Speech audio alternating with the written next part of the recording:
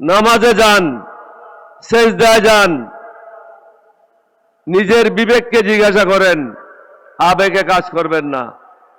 মার্কা দেখে ভোট না দিয়ে কারা দেশের জন্য মঙ্গল করবে আর কারা মুদির দালালি করবে এটা চিহ্নিত করেন।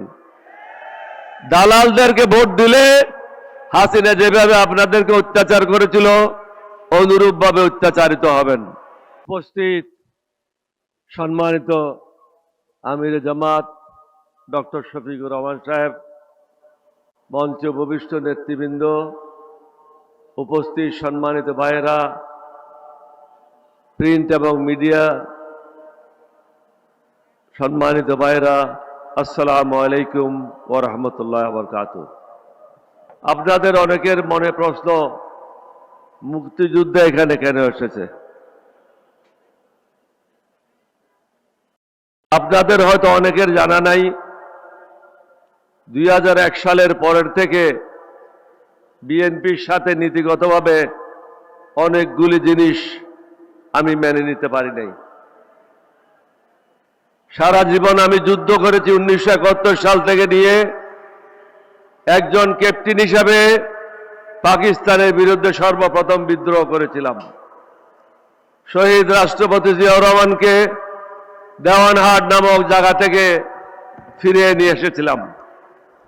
যদি উনাকে ওখান থেকে ফিরিয়ে না নিয়ে আসতাম, হয়তো 5 মিনিটের মধ্যেই উনাকে গুলি করে হত্যা করে কর্ণফুলীতে ফেলে দিত।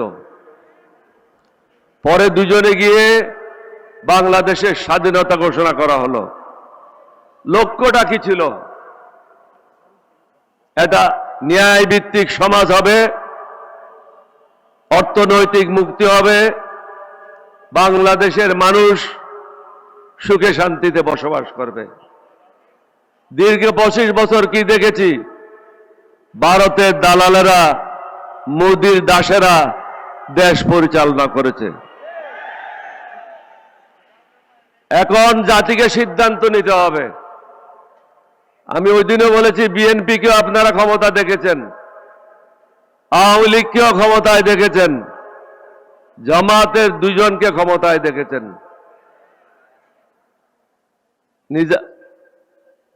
মুজাহিদ সাহেব এবং নিজামী সাহেব। 2008 সালে আমরা কয়েকজন ছাড়া, নিজামী সাহেব ছাড়া, আলী হাসান, মুজাহিদ ছাড়া বাকি সবাই দুর্নীতির দায়ে জেলে আবদ্ধ ছিল। আজকে দেশের কি অবস্থা? আমরা কাপড় পাল্টাচ্ছি, নাম পাল্টাচ্ছি, কিন্তু দুর্নীতি থেকে আমরা বেরোতে আসতে পারি নাই, চাঁদাবাজির থেকে বেরোতে আসতে পারি নাই। আমরা যারা আজকে মঞ্চে বসে আছি, আমরা আজকে আমাদের জীবনের শেষ যুদ্ধ। এই যুদ্ধ হবে 1971 সালে যে স্বপ্ন ছিল, সেই স্বপ্ন বাস্তবায়ন করা। ভারতের দাসত্ব মুক্ত বাংলাদেশ, চাঁদাবাজ মুক্ত বাংলাদেশ, দুর্নীতি মুক্ত বাংলাদেশ, যেখানে গরিব ধনীর মধ্যে বিচারের কোনো পার্থক্য থাকবে না। এখন একটা বড় লোক থানায় গেলে তাকে আদরে সম্বর্ধনা জানিয়ে ভিতরে নেওয়া হয়, গরিবকে বাইরে রাখা হয়, কারণ সমাজে ইনসাফ নাই। আমরা যারা এখানে আছি, আমরা ওয়াদাবদ্ধ, নতুন বাংলাদেশ আমরা আপনাদেরকে উপহার দিতে চাই।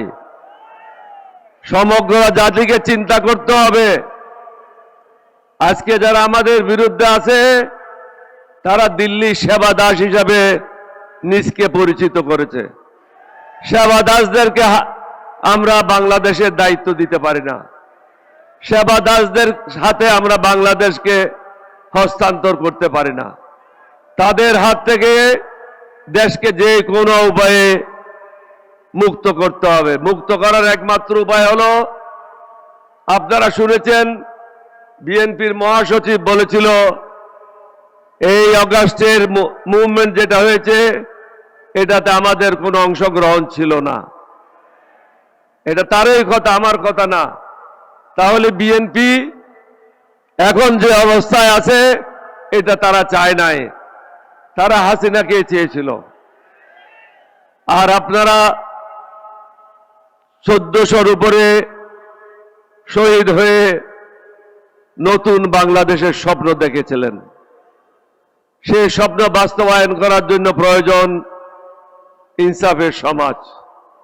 তাই আমি সমগ্র জাতিকে একজন মুক্তিযোদ্ধা হিসেবে অনুরোধ করব, কিছুক্ষণ আগে জুলাই মুক্তিযুদ্ধ এখানে বক্তব্য রেখেছে, একটু চিন্তা করেন, নামাজে যান, সেজদায় যান, নিজের বিবেককে জিজ্ঞাসা করেন, আবেগে কাজ করবেন না।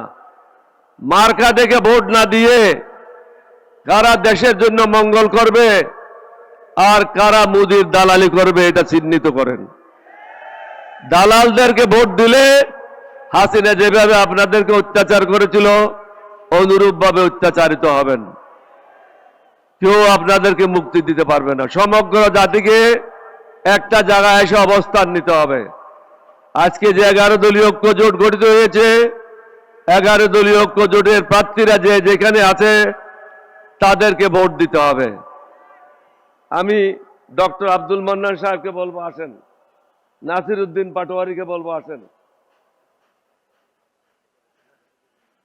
দুইজন দুই পাশে, মুক্তিযোদ্ধা মধ্যখানে।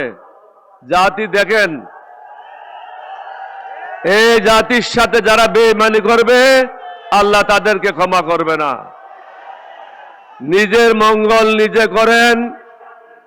11 দলীয় জোটে যে যেখানে আছে তাদেরকে ভোট দান করে এই দেশকে চিরকালের জন্য মোদির সেবা দাসদের হাত থেকে মুক্ত করেন।